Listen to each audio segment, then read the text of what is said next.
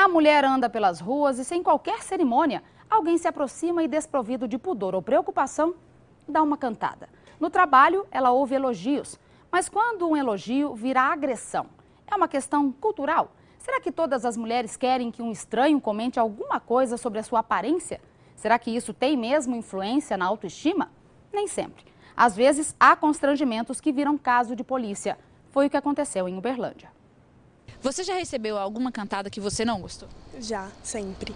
Eu já fui cantada e em situações foi constrangedor, outras para mim foi banal.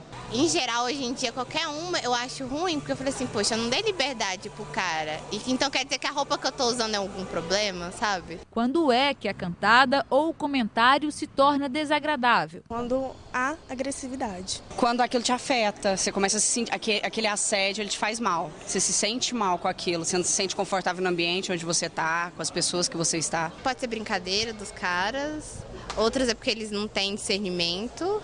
E dentro disso está o assédio. Então acho que assédio é aquela questão da mulher é um objeto. Na maioria das vezes, a mulher que não gosta da postura adotada pelos homens ou do comentário prefere ignorar, não esboçar nenhuma reação.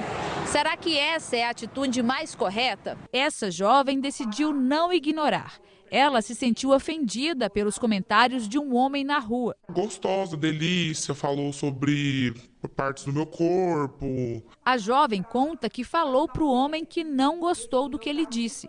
A situação se complicou, houve ofensa e até agressão. Aí ele acabou me dando um chute. Essa professora da UFO, que desde os anos 80 trabalha com a questão feminina, diz que a mulher não aceita mais esse tipo de postura do homem. As mulheres estão tomando mais coragem, porque antigamente era muito feio a mulher dar show na rua, virar e enfrentar um homem, isso não era papel feminino. Vera acrescenta que os homens precisam mudar de atitude. A gente precisa tentar mudar essa cultura, sabe? Tanto os homens precisam ter essa indicação de que realmente mudou, de que eles precisam mudar. Essa atitude é uma atitude machista, mas eu não digo que só o homem tem isso, né?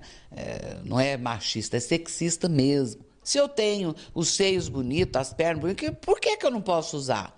E eu não uso, não é para você, não é para o outro, é para mim mesma. A jovem que não gostou do comentário do homem na rua fez um boletim de ocorrência. Mas para ela, a polícia está despreparada para cuidar de casos assim. Eles usaram palavras no meu BO como que eu não aceitei um elogio, que eu não aceitei um galanteio. E eu tive que explicar para os policiais que isso não é um elogio, isso não é um galanteio, isso é assédio. Bom, nossa produção entrou em contato com a assessoria de imprensa da Polícia Militar para falar sobre o ocorrido e a questão do despreparo em identificar o assédio e considerar elogio. Mas até o fechamento desta edição, nós não tivemos uma resposta. E a gente segue discutindo o assunto. Estão aqui a Cláudia Guerra, que é historiadora do Núcleo de Estudos de Gênero da UFO, e a doutora Lia Valek, que é representante da Delegacia da Mulher. Bem-vindas aqui ao MGTV. Como disse a professora Vera, eu vou começar com você, Cláudia, essa questão da mulher também. Nenhum homem, apesar dos homens serem solidários ao que acontece, ou tentarem entender, consegue chegar ao que realmente a mulher passa.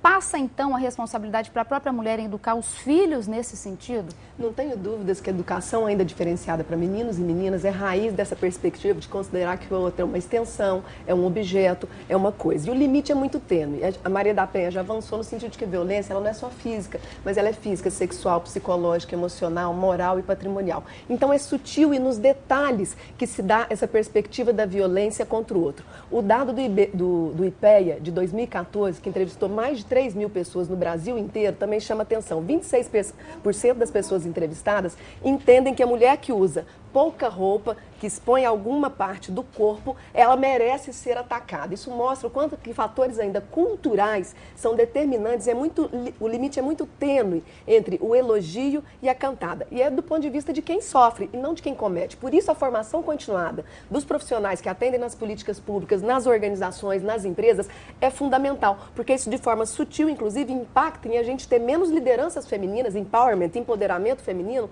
por conta desse tipo de assédio ou do homem cortar a fala da mulher e ela não conclui a sua fala, ou do próprio assédio sexual, troca de favores sexuais, porque a gente verifica o seguinte, elogia-se a perna de uma mulher, mas a sua inteligência não. Tem casos famosos e pérolas, né, do tipo o da época lá da Indústria e Comércio com relação à ministra do Trabalho e que ele falou numa reunião para todo mundo ouvir que, olha, até que você é inteligente, apesar de ser mulher. Então, isso tudo é muito forte, né? E é preciso desconstruir. A gente espera que sejam curiosidades do século XXI daqui a um tempo, porque não dá mais, é preciso dar um basta nessa história. Agora, doutora, essa questão que ela citou do despreparo, quer dizer, para os homens é um elogio, né? Ela foi um galanteio, mas para ela foi um assédio. Esses casos chegam à delegacia, chegam à polícia, ou apenas os casos que a gente considera, tipo, agressões físicas? Porque isso também é uma agressão. Sem dúvida nenhuma, é crime, né? É um tipo de violência contra a mulher, porque a violência contra a mulher não é apenas física, como a Cláudia mesmo disse, ela é moral, ela é psicológica. Entretanto, é necessário que essa mulher procure a Polícia Civil, procure a delegacia, para que esse boletim de ocorrência, porque ela se resumiu no caso que nós acabamos de ver, em redigir, em elaborar o boletim de ocorrência. Mas isso não pode parar por aí, ela tem que procurar a delegacia para que seja dado andamento e instaurado o devido procedimento para que esse indivíduo possa ser processado, porque isso é um crime, né? Essa ofensa, a partir do momento em que a vítima se sente ofendida, isso configura um crime. Nós temos uma contravenção penal que é muito clara nesse sentido, que é a importunação ofensiva ao pudor, e basta que a vítima se sinta ofendida em seu pudor por ouvir palavras dessa natureza ou ainda mais agressivas, como infelizmente acaba acontecendo no dia a dia, e a maioria realmente não faz nem o boletim de ocorrência, né? Não procura nem a polícia. Ou nós podemos ter também o crime de injúria, em que essa mulher tem a sua honra, o seu decoro ofendido em razão de palavras proferidas por quaisquer pessoas, homens ou não. Desculpa, nesse sentido assim, de se sentir mais acolhida, de repente sentir que algo pode ser feito com o agressor. Há uma possibilidade, um estudo da delegacia das mulheres também ser 24 horas, ou ter uma forma de que ela, porque eu acho que, nesse sentido, acho que a hora que ela se deparou já com policiais homens, ela já ficou assim. E quando o boletim foi feito com não aceitou um galanteio, parece que ela diminuiu mais ainda. O que foi, a ofensa que ela sentiu foi sendo cavocada, apertada ali. Há uma possibilidade, de repente, da delegacia ficar aberta mais tempo, ou pode-se trabalhar isso?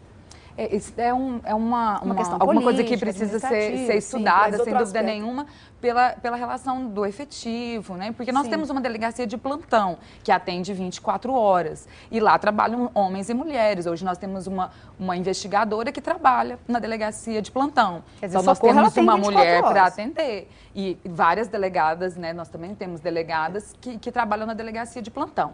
Na delegacia da mulher em específico, todas as funcionárias são mulheres, até para que a vítima sinta esse acolhimento maior, né? Porque a gente entende um pouco melhor o que nós passamos, né, enquanto pessoas do sexo feminino. Claro que é alguma coisa que pode ser estudada, mas a gente não falta amparo. Eu acho que, na verdade, o que a gente precisa trabalhar é com a formação desses homens também, né? Porque os homens policiais ou não precisam entender que se a mulher se sentiu ofendida, o papel dele é registrar esse fato e tomar as providências legais. E não... tentar amenizar ou achar, nossa, não foi tão grave como você achou. E não é à toa que a gente usa o termo sexismo ao invés de machismo, porque esses valores e crenças estão diluídos em circularidade cultural na cabeça de homens e mulheres, e graças ainda à não distribuição das tarefas domésticas, tem cabido às mulheres educar predominantemente seus filhos, e aí é um poder enorme que elas têm em ajudar a desconstruir esse processo que leva à violência. Só para você ter uma ideia, uma pesquisadora, Lia Zanota Machado, ela traz para a gente num texto que se chama Virilidade, Masculinidade e Estupro, entrevistando estupradores, onde eles, na sua representação e no seu imaginário, dizem que a mulher, ao dizer não, na verdade quer dizer sim.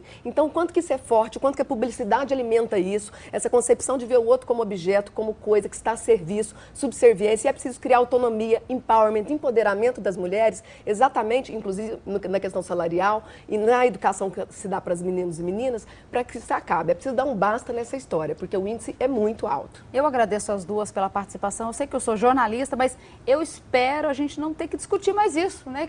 Que haja uma igualdade, que esse assunto morra, fique para o passado, que a gente não tem que discutir ainda que a mulher não é um pedaço de de carne, que a mulher não é objeto, que as coisas sejam igualitárias. Na ONG SOS Mulher e Família, nós temos o programa PAN, com a parceria também com a Polícia Militar, a UFA, a Prefeitura e a ONG, onde esse pessoal passa por formação continuada. Isso é muito diferenciado no sentido de um acolhimento, uma escuta ativa, não preconceituosa e sem julgamentos. 3215-7862 para quem precisar de ajuda. 3215-7862 com atendimento social, psicológico e jurídico, e ainda o programa PAN com abordagem domiciliar. Eu agradeço as duas pela participação. Muito obrigada aqui, viu?